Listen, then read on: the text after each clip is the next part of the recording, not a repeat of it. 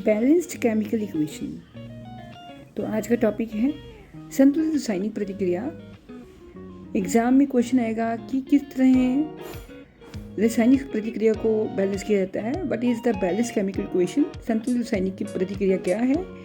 Why should chemical equation be balanced? रासायनिक प्रतिक्रिया को संतुलित करना क्यों जरूरी है? चलिए शुरू करते हैं। तो आज की टॉपिक में हमने रासायनिक प्रतिक्रियाओं को बैलेंस कैसे करना है उसको जानना है। तो उससे पहले कि किसी भी रासायनिक प्रतिक्रिया को किस तरह से बैलेंस करते हैं उसके लिए सबसे पहले उसको डिफाइन कैसे करते हैं, कैसे लिखेंगे पेपर में, वो जान लेते हैं। सबसे पहले है balanced chemical equation, how to balance it. तो इसको हिंदी में बोलेंगे संतुलित रासायनिक प्रतिक्रिया या पंजाबी में संतुलित रासायनिक प्रतिक्रिया।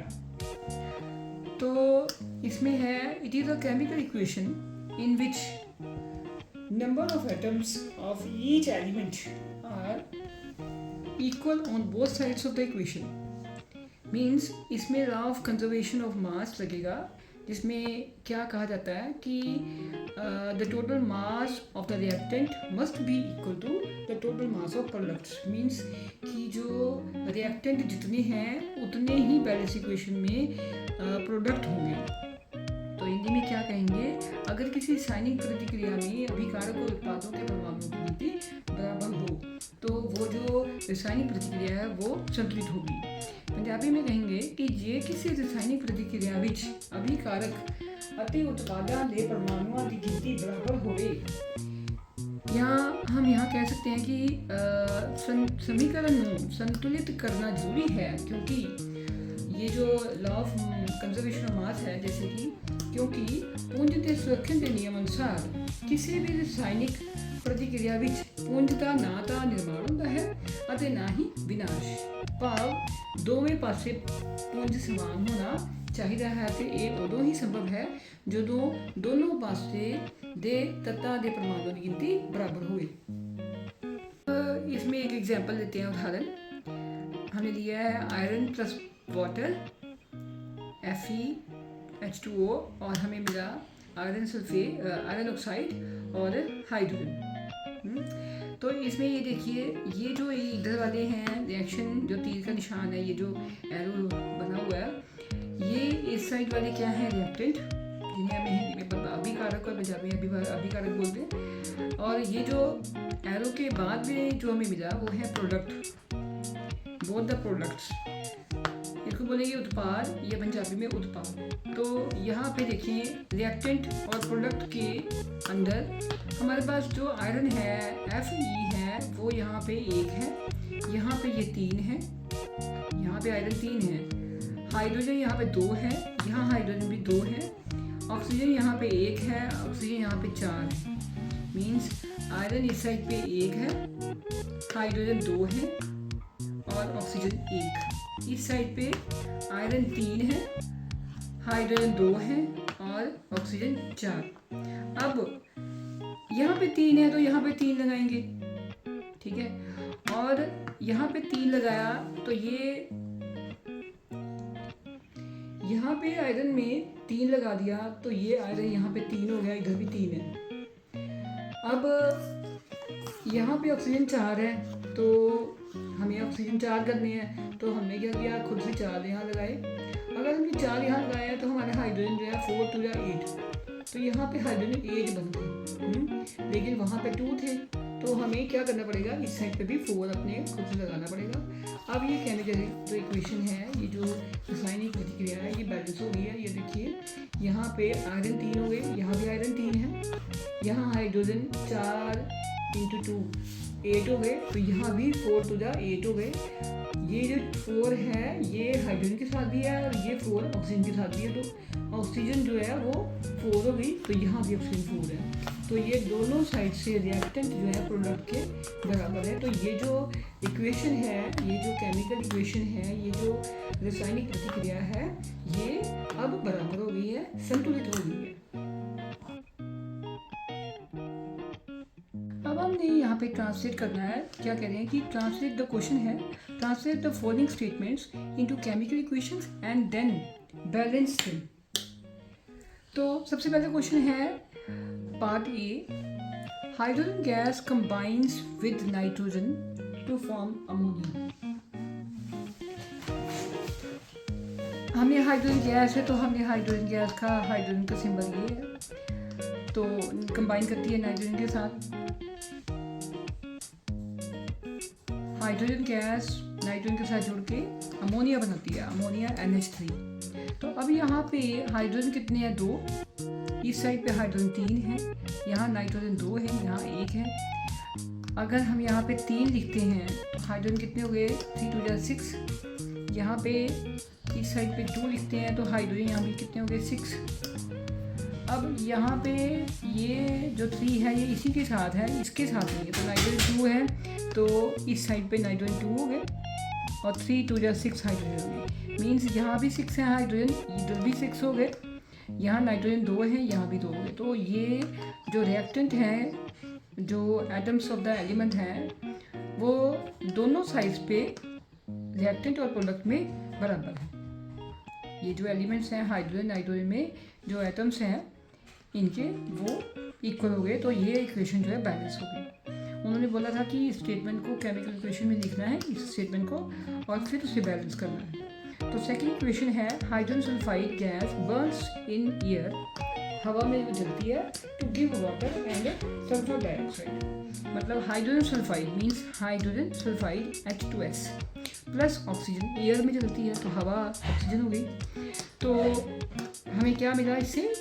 पानी, वाटर एंड सल्फर डाइऑक्साइड, पानी और सल्फर डाइऑक्साइड। तो इसमें क्या है, इस साइड पे रिएक्टेंट में और प्रोडक्ट में जो एलिमेंट्स हैं उनके एटम्स कितने हैं? हाइड्रोजन कितने हैं? यहाँ पे रिएक्टेंट और प्रोडक्ट लिखा है। रिएक्टेंट कितने हैं? हाइड्रोजन है 2, ये देखिए 2, सल्फर इस साइड पे 1 है, ऑक्सीजन यहाँ पे 2 है, और प्रोडक्ट में यहाँ पे हाइड्रोजन कितने हैं? 2, सल्फर कितने हैं? 1, ऑक्सीजन कितनी है? 1 ये और ये 2, 3 हो गए, क्योंकि ये प्लस हो रहे हैं तो 3। अब यहाँ पे अगर मैं सल्फर हाइड्रोजन सल्फाइड में 2 लगाती हूँ तो यहाँ पे 2 2 जा 4, मतलब ये हाइड्रोजन 4 हो गए। तो यहाँ पे हाइड्रोजन 2 है तो यहाँ पे 2 लिखना पड़ेगा, 2 2 या 4, मतलब दोनों साइड पे हाइड्रोजन जो है बैलेंस हो गए। लेकिन इसके कारण 2 लिखने के कारण ये सल्फर जो है ये भी 2 हो गया। तो सल्फर 2 करने के लिए यहाँ पे सल्फर को 2 करना पड़ेगा, तो 2 खुद से लिखा, तो यहाँ पे सल्फर भी 2 हो गए। अब यहाँ सल्फर 2 लिखने से ऑक्सीजन बढ़ गई, तो यहाँ पे 2 2 या 4, ये 4 हो गई। यहाँ पे 2 लिखने से ये ऑक्सीजन भी 2 बढ़ गई, क्योंकि ये 2 इसके साथ भी है और ये 2 इसके साथ भी है, तो ये 2 यहाँ पे 2 है और यहाँ पे 4 6 हो गई। तो ऑक्सीजन कितनी होगी? यहाँ पे 6, तो यहाँ पे हमें 3 लिखना पड़ा, क्योंकि ऑक्सीजन को 3 2 6 ऑक्सीजन को भी बराबर करना पड़ेगा। तो अब यहाँ पे दोनों साइड्स पे हाइड्रोजन कितने हो गया? 2 2 या 4, यहाँ भी 4, सल्फर कितने हो गए? 2, यहाँ भी 2, ऑक्सीजन 3 2 6, तो यहाँ पे 2 ये है और 2 2 या 4, ये जो 2 है इसके साथ भी है, इसके साथ भी है, तो 4 ये और 2 ये, 6, ऑक्सीजन भी 6। तो ये यहाँ पे भी सारे एलिमेंट्स के जो एटम्स हैं रिएक्टेंट के भी और प्रोडक्ट के भी यहाँ बराबर हैं। तो ये केमिकल इक्वेशन जो है बैलेंस होगी, रासायनिक प्रतिक्रिया बैलेंस होगी। अब थर्ड क्वेश्चन है, barium chloride react with aluminium sulphate to give aluminium chloride and precipitates of barium sulphate. Means जो बेरियम क्लोराइड है एल्यूमिनियम सल्फेट के साथ रिएक्ट करता है, रासायनिक प्रतिक्रिया करता है, तो हमें क्या देता है? एल्यूमिनियम क्लोराइड और जो प्रेसिपिटेट्स हैं बेरियम सल्फेट के। तो हमने क्या लिखा? बेरियम क्लोराइड, बेरियम, ये बेरियम का सिंबल है Ba, क्लोरीन का क्लोराइड है तो Cl,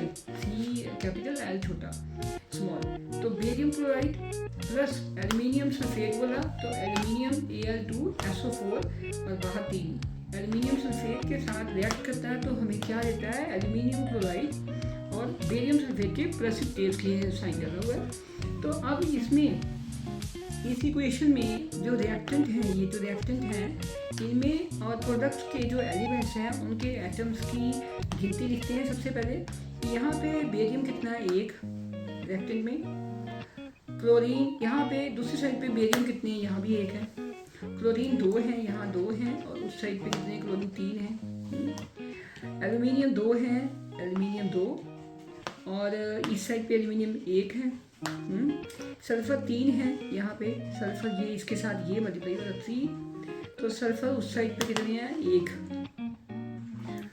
यहाँ पे इस साइड पे ऑक्सीजन कितने हैं 4, 4 3 12, ठीक है 12 हो गए। अब यहाँ पे ऑक्सीजन कितने हैं 4। तो इन दोनों साइड पे जो एलिमेंट्स के एटम्स हैं वो इक्वल नहीं हैं, तो आप इनको बैलेंस करेंगे।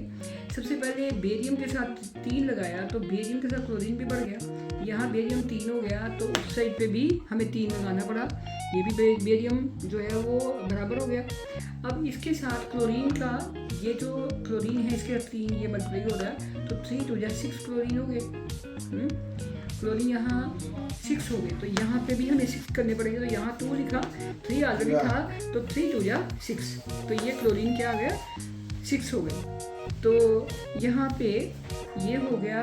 अब एल्यूमिनियम यहाँ 2 है तो ये सेम एज इट इज रहेगा क्योंकि इसमें कोई चेंज नहीं है। अब एल्यूमिनियम इस साइड पे देखिए, यहाँ पे 2 लगाया था तो एल्यूमिनियम 2 हो गए, यहाँ पे बैलेंस हो गया, क्लोरीन भी हो गया।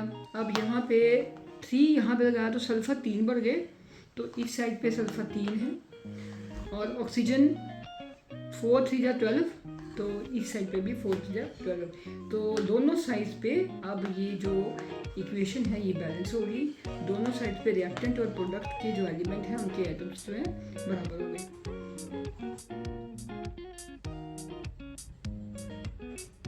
अब डी पार्ट है कि potassium metal react with water to give potassium hydroxide and hydrogen gas.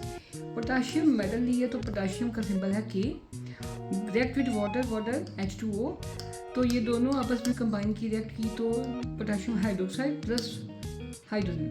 अब इसमें रिएक्टेंट और जो प्रोडक्ट्स हैं उनके जो एलिमेंट्स हैं उनके जो एटम्स हैं उनमें उसकी वैल्यू देखते हैं कि रिएक्टेंट और प्रोडक्ट में पोटेशियम का है इस साइड पे, पोटेशियम है 1, हाइड्रोजन है 2 और ऑक्सीजन है 1। इसी तरह प्रोडक्ट में पोटेशियम है 1, हाइड्रोजन है 3, एक ये है 2 ये है और ऑक्सीजन है 1 यहाँ पे। अब यहाँ पे देखिए कि पोटेशियम 1 है, यहाँ भी 1 है, लेकिन हाइड्रोजन 2 है, यहाँ पे भी 3 है। तो अब हाइड्रोजन को बैलेंस करना पड़ेगा। तो हाइड्रोजन के अगर हम यहाँ पे 2 लगा देते हैं इस साइड पे तो ये 4 हो गए, तो यहाँ हाइड्रोजन यहाँ पे 2 लगाना पड़ेगा क्योंकि ये हाइड्रोजन यहाँ पे 2 ये हो गए और 2 ये 4 हो गए। मतलब इस साइड पे यहाँ पे 2 लगेगा और यहाँ पे 2 लगेगा, तो ये जो केमिकल इक्वेशन है वो बैलेंस हो जाएगी।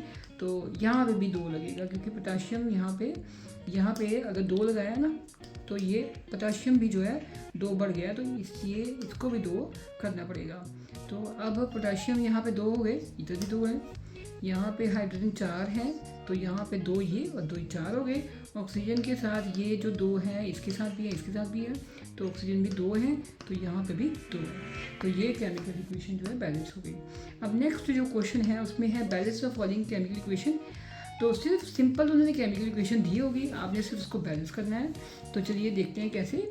यहाँ पे देखिए यहाँ पे नाइट्रिक एसिड दिया हुआ है, कैल्शियम हाइड्रोक्साइड दिया हुआ है, तो कैल्शियम नाइट्रेट और पानी बना हुआ है। तो देखिए यहाँ पे हाइड्रोजन की कितनी वैल्यू है, नाइट्रोजन कितनी है, ऑक्सीजन कितनी है, कैल्शियम की कितनी है। तो इन सभी को अपने रिएक्टेंट हाइड्रोजन यहाँ पे 3 है, एक ये है और 2 ये 3 हो गए। नाइट्रोजन इस साइड पे रिएक्टेंट में नाइट्रोजन कितनी है 1, ऑक्सीजन यहाँ पे कितनी है 3 ये है और 2 ये है, यहाँ पे 5 हो गए। कैल्शियम यहाँ पे 1 है, ठीक है। अब रिएक्टेंट पे चलते हैं। कैल्शियम यहाँ पे कितनी है 1 है, ठीक है। हाइड्रोजन यहाँ पे इस साइड पे हाइड्रोजन 2, नाइट्रोजन ये इसके साथ है तो 2 और ऑक्सीजन देखें 3 2 6 और एक ये 7। तो दोनों साइड्स पे हाइड्रोजन 3 2, नाइट्रोजन 1 2, ऑक्सीजन 5 7, मतलब कोई भी सिर्फ कैल्शियम बैलेंस है, बाकी कोई भी बैलेंस नहीं है। तो अब इनको बैलेंस करेंगे। तो यहाँ पे अगर हाइड्रोजन के यहाँ पे 2 लगाया है तो ये हाइड्रोजन 2 हो गए, तो इस साइड पे हाइड्रोजन यहाँ पे 2 है, यहाँ 2 लगा दिया, तो यहाँ पे ये देखिए यहाँ पे 2 है, मतलब इस साइड पे रिएक्टेंट में हाइड्रोजन 2 है तो 2 ये 4 हो गए। रिएक्टेंट पे हाइड्रोजन बैलेंस हो गए, तो यहाँ पे 2 लगाना पड़ा, 2 2 4। अब यहाँ पे नाइट्रोजन भी 2 हो गए, तो यहाँ पे भी 2 है, बैलेंस हो गई है। ऑक्सीजन जो है 3 2 या 6 और ये 6, ये 2, ये हो गए 8, तो यहाँ पे 3 2 या 6 और ये भी हो गए 2, ये हो गए 8 हो गए। तो कैल्शियम यहाँ 1 है, यहाँ भी 1 है, तो मतलब ये हमें सिर्फ यहाँ पे 2 लगाना पड़ा और यहाँ पे 2 लगाना पड़ा, और ये केमिकल इक्वेशन जो है बैलेंस हो गई। दोनों साइड्स पे सभी एलिमेंट्स के जो एटम्स हैं वो बराबर हो गए। सेकंड क्वेश्चन है इसका, sodium hydroxide, sulphuric acid, sodium sulphate और पानी। यहाँ पे हमने क्या किया, सोडियम यहाँ पे 2 लगा दिया और इस साइड पे पानी के आगे 2 लगा दिया, तो हमारी केमिकल इक्वेशन बैलेंस हो गई। कैसे, सोडियम यहाँ 2 है तो इस साइड पे भी 2 है, ऑक्सीजन यहाँ पे 2 है, 2 और ये 4, 6 हो गए, तो इस साइड पे ऑक्सीजन 4 और ये 2, 6 हो गए। अब हाइड्रोजन की टर्म, हाइड्रोजन 2 है, 2 और 2 4, तो इस साइड पे भी 4 हो गए, मतलब सारे जो एलिमेंट्स हैं वो बराबर हो गए। इस इक्वेशन में, थर्ड क्वेश्चन में, सभी जो एलिमेंट्स हैं वो पहले ही बराबर हैं, तो पहले आपने चेक कर लेना है कि सोडियम के रिएक्टेंट में कितना सोडियम, 2, यहाँ प्रोडक्ट में कितना है, क्लोरीन कितना है 1, यहाँ क्लोरीन 1 है, सिल्वर कितना है 1, यहाँ भी 1 है, नाइट्रोजन कितना है, यहाँ पे 1, ऑक्सीजन कितनी है 3, यहाँ भी 3, मतलब ये दोनों साइड्स पे ये ऑलरेडी ही बैलेंस्ड है। ठीक है। थर्ड डी पार्ट है, बेरियम क्लोराइड, सल्फ्यूरिक एसिड किया, बेरियम सल्फेट और हाइड्रोक्लोरिक एसिड, तो यहाँ पे सिर्फ यहाँ पे 2 लगाया और ये बैलेंस हो गई, बेरियम क्लोराइड। और यहाँ पे देखिए Ba कितना है, बेरियम कितना है 1, यहाँ भी 1 है, क्लोरीन कितनी है 2, तो यहाँ पे क्लोरीन कितने हो गए 2, बैलेंस करने से। हाइड्रोजन कितने हैं 2, तो यहाँ पे हाइड्रोजन 2 हो गए। उसके बाद सल्फर यहाँ पे 1 है तो यहाँ भी 1 है, ऑक्सीजन 4 है तो यहाँ भी 4 है, तो ये इस इक्वेशन में भी सिर्फ यहाँ 2 लगाया और ये बैलेंस हो गई। ये जो केमिकल इक्वेशन है इसको थोड़ा सा देखना होता है, लेकिन बहुत आसान होती है बैलेंस करना। तो होप आपको ये वीडियो अच्छी लगी होगी। तो ऐसे ही अगली ज्ञानवर्धक वीडियोज़ के लिए फिर से मिलते हैं। Thanks so much. इस तरह से ही कुछ क्वेश्चंस हैं जो एक्सप्लेन किए हुए हैं, इनके आंसर के साथ ये सभी बैलेंस्ड इक्वेशंस हैं, एक्सोथर्मिक और एंडोथर्मिक रिएक्शंस हैं, और why is respiration considered as an exothermic reaction या डीकम्पोजिशन रिएक्शन क्या है, और उसकी कुछ एग्जांपल्स हैं। Thank you.